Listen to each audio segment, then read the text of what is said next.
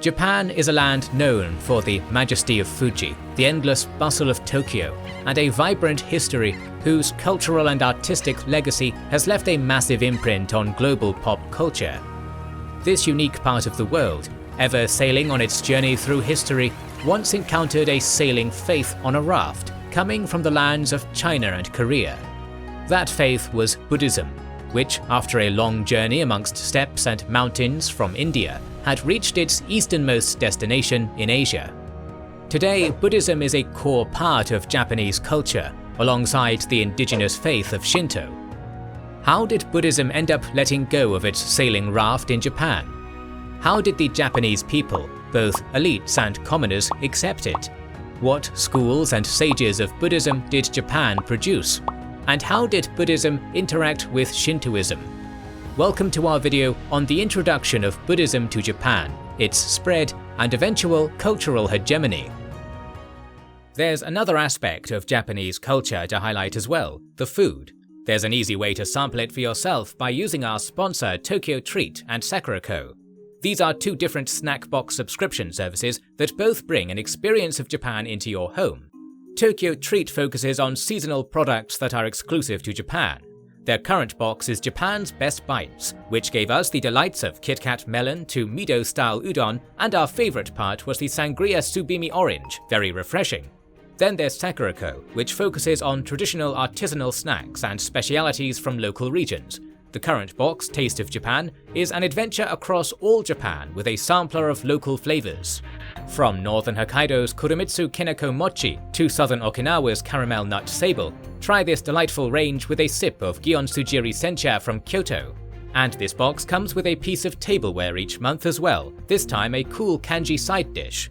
Both boxes also come with beautiful booklets covering the Japanese food culture of the items included, which makes it feel all the more special to enjoy them. To get started with Tokyo Treat, Sakura Co, or both, use our link in the description and discount code below to get $5 off your first box. Despite likely having earlier roots on the islands, Buddhism began truly taking root in Japan during the Asuka period. During this period, the Yamato dynasty controlled most of southern Japan and was becoming increasingly exposed to cultural influences from the rest of East Asia, primarily from Korea's Silla and Paekche kingdoms, alongside Tang China. Immigrants and merchants went back and forth between Japan and their own lands, bringing new forms of cultural development and possibly setting up their own clans. Korea's kingdoms were prosperous during this period. China, meanwhile, at the height of Tang dynastic power, was extremely wealthy. While initial links to Buddhism came from Korea, China's innumerable monasteries and schools were also becoming increasingly intriguing to the Japanese. This prosperity enabled the spread of Chinese culture, and various faiths and philosophies such as Confucianism, Taoism, and Mahayana Buddhism began to infiltrate Japan, as it had to other regions on China's periphery as well, such as Korea and Vietnam. It is important to note that Japan did not just copy Chinese culture verbatim, instead adapting and reforming many of these borrowed traditions to better fit their local culture. The earliest origins of Buddhism in Japan are hard to track. The scarcity of written records from previous periods also makes things difficult. Japanese historiographical records themselves tend to begin with the reign of Emperor Yomei in 538 or 552 CE, depending on the records. During this time, the Chronicles of Japan, Nihon Shoki, claim that the king of Paekche, Song, commissioned a long list of diplomatic gifts to the court of Japan, including scrolls of various sutras, some banners used for rituals, and a statue of the Buddha Shakyamuni. These were sent to the imperial capital at Asuka, where they were presented to the emperor. During this period, the son of Emperor Kinmei, Prince Shotoku, held a high level of influence in the court. It is said that when he saw the statue of Buddha, the prince became excited and demanded to know more about the faith. This royal patronage skyrocketed Buddhism's popularity in Japan and caused significant social turmoil. Some clans, like the Mononobe and Nakatomi, were more conservative and rallied against the new faith. Other clans, like the Soga and Hatta, actively preferred the new Buddhist rites. Religion in Japan was intrinsically linked to the weather and to the good health of communities, so whenever pestilence plagued the land, conservative clans blamed the Buddhists. They also feared the local kami, the numerous supernatural beings which inhabit the land in Japan's indigenous Shinto faith, who would be most offended at the arrival of the immigrant Buddha upon their land. Despite this pushback from some of Japan's most powerful clans, the support Buddhism enjoyed from the shrewd and politically astute Prince Shotoku won out, and the faith continued spreading through the land. Shotoku sent envoys and students to China, who studied there and brought the beginnings of many schools of Buddhism back to Japan. This would be the foundation of monastic and scholarly communities in Japan, which later would become intrinsically tied to the royal court and the aristocracy. The first Buddhist monks and nuns in Japan were also ordained during this period, and those lineages would later go on to produce some of the most important Buddhist schools of the country. The presence of women in Japanese Buddhism was also consistent from the beginning, with 3 Buddhist nuns named Zenshin Ni, Zenso Zi, and Kensen Ni having been recorded to have gone to Korea to do the proper ordination rites.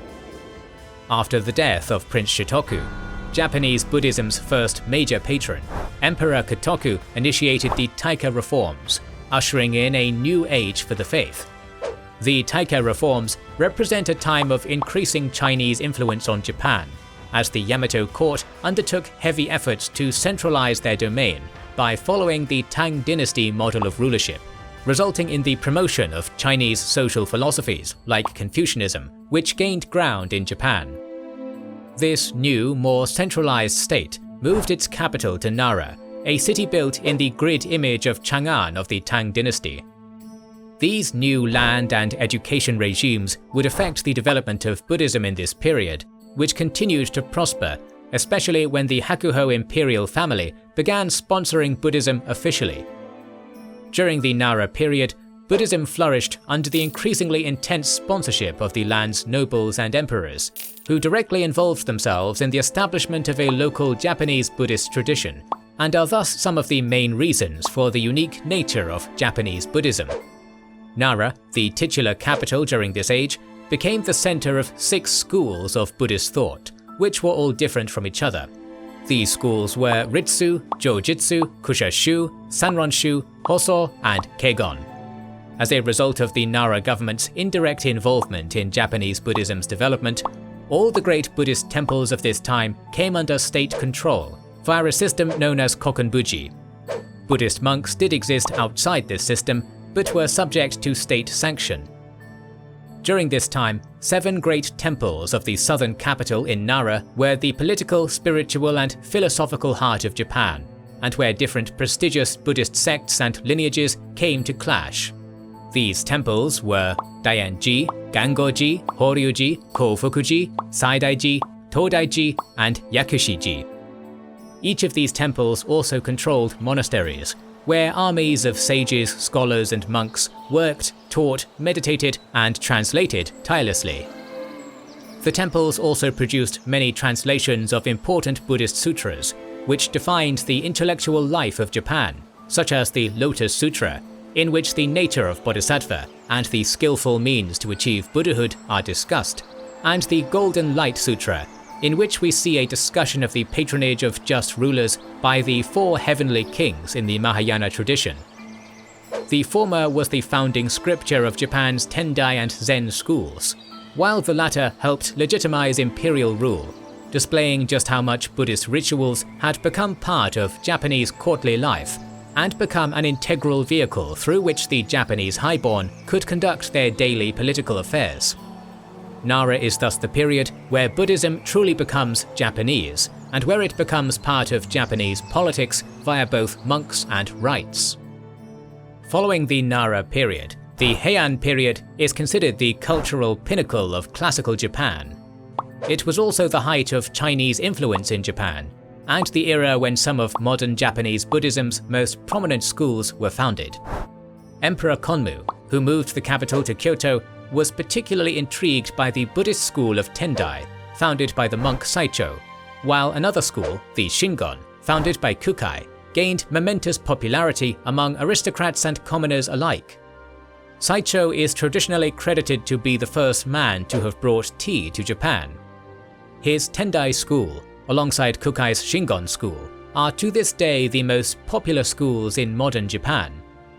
Moreover, the Heian period was a period of women's cultural production, excessively ritualized courtly ceremonies enabled by Buddhist traditions, and the continued sponsorship of Buddhist monasteries. Buddhism had by now fully penetrated the social milieu of Japan, providing economic and political power to its participants. As a byproduct of this, other sects of the faith, like Zen and Pure Land Buddhism, became increasingly dominant, especially through the cult worship of bodhisattvas, like the Amitabha Buddha. Pure Land Buddhism focuses on bodhisattvas who illuminate the universes they reside in, and devotees aim to be reborn there by their side. The aesthetic culture of the Heian found illustrious descriptions of such lands, such as Amitabha's Sukhavati. Generally, Buddhism in Japan highly emphasized magic and working with supernatural forces, embedding itself in rituals for controlling the weather and helping with harvests. These roles, also held by many Shinto cults, made Buddhism appealing to both commoners and elites. Meanwhile, Buddhism's other strategy of embedding itself in the local economy via land grants and monastic landlordism allowed its most prominent temples, and particularly the ones sponsored by the state and those belonging to either Tendai or Shingon, to become very rich. This enabled them to produce marvelous gardens and architecture, such as the one at Tekujiji. It should be noted that there was also significant interplay between Buddhism and Taoist and Confucian ideas during this time, as Heian Japanese elites were extremely sinophilic in their worldview and outlook. As it was during the Nara period, Buddhism in Heian Japan was intrinsically linked to the state, and major offices of the state concerned themselves with its management. In particular, the office of Soniro was a governmental body that regulated the lives and activities of Buddhist monks and nuns. Through these offices, we see the development of a large political bureaucracy which was intertwined with the Buddhist clergy. As a result, the Buddhist temples in Japan became some of the country's most influential factions.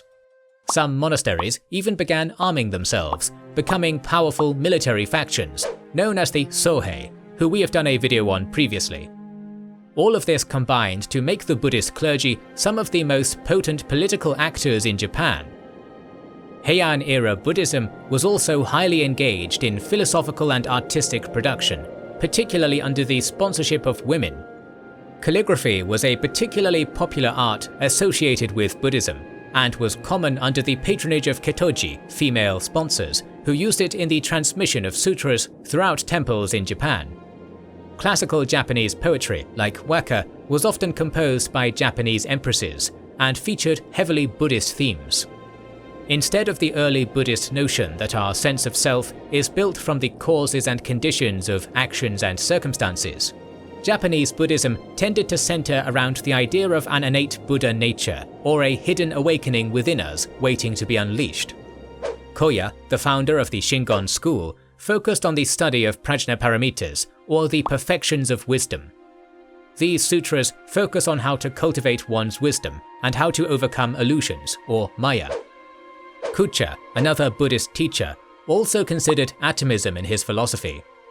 All these strands of thinking were due to direct contact with Mahayana practices in China and Korea. As such, they were very close to the ideas of Majjhimaka, a school of thought known as the Middle Way.